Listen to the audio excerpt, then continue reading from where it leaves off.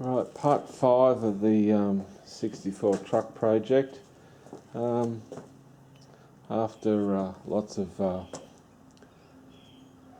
head scratching, I've decided to bite the bullet and put an independent rear suspension set up in this F100, and I've chosen this is the AU Falcon independent rear suspension setup. It's a pretty robust sort of deal. The only negative is that these things have a wheel track of 63 inch, I think, flange to flange, and the original Ford F100 9 inch that come in this model, I think, has about a wheel track of 61 1/4. So anyway, to make things right, and to make it fit better, what's going to happen now is that I've sectioned 2 inches out of the frame. This is only early days. I've just done the cuts, the measurements, and the work before I weld anything. But basically, what's happened here is I've chopped 2 inches out of the frame, and what's happened is, basically there's 2 inches come out of the tube here. Basically 1 inch each side here. There's you can see the notch in the tube where I've done the original 1 inch cut, and then what I've done, I've reshaped this other section so that when this closes up, and weld it all up, she'll look like that. So basically there's the inch each side, 2 inches off the tube. I've got some holes in there for plug welding. So yeah, that should bring it down to about 61 inch track, flange to flange.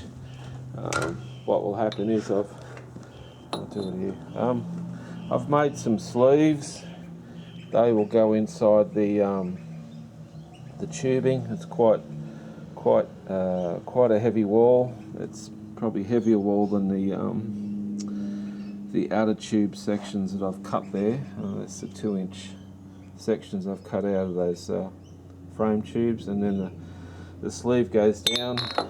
I press the bushes out so I don't cook them when I weld, and what will happen is I'll button all that up, and we should end up with a independent rear suspension setup that has an equal track to the 9 inch that come out of this thing, and more importantly, what will happen is that these top pivot points will sit, now that it's been narrowed, they will actually sit inside the frame.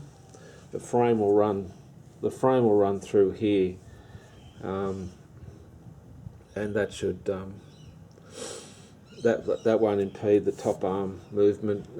No interference, no binding, and so it should be a good thing. As for the mounts, don't know yet. The quick way is to just solid mount it. The better way is to probably use the original mounts on this thing, like I did on the other F1 truck. So I may get to and fabricate the frame pieces to get this into the truck frame. Interesting enough, with this one, that front bush to the center line of the wheel is 24 inches, and the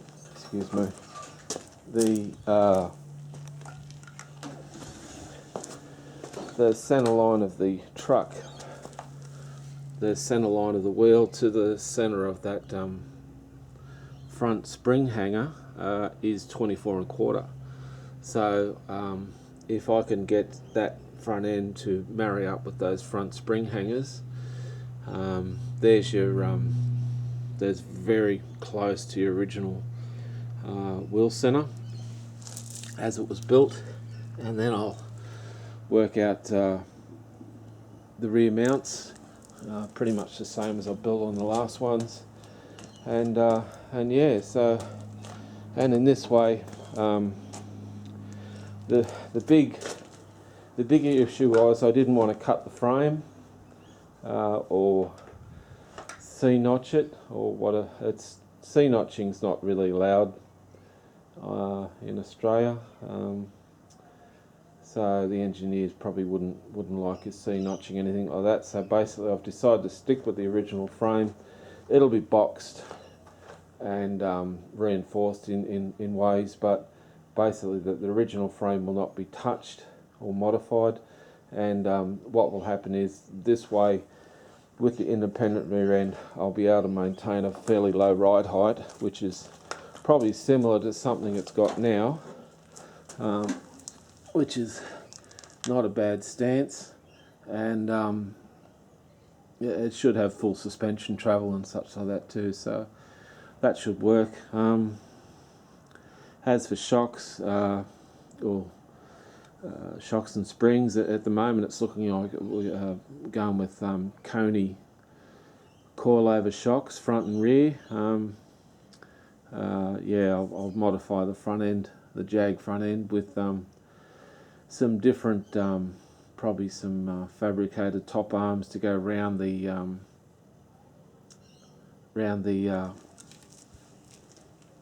coilover shock for the front. So yeah, coilovers front and back, independent rear end, which automatically gives it the 4-wheel discs.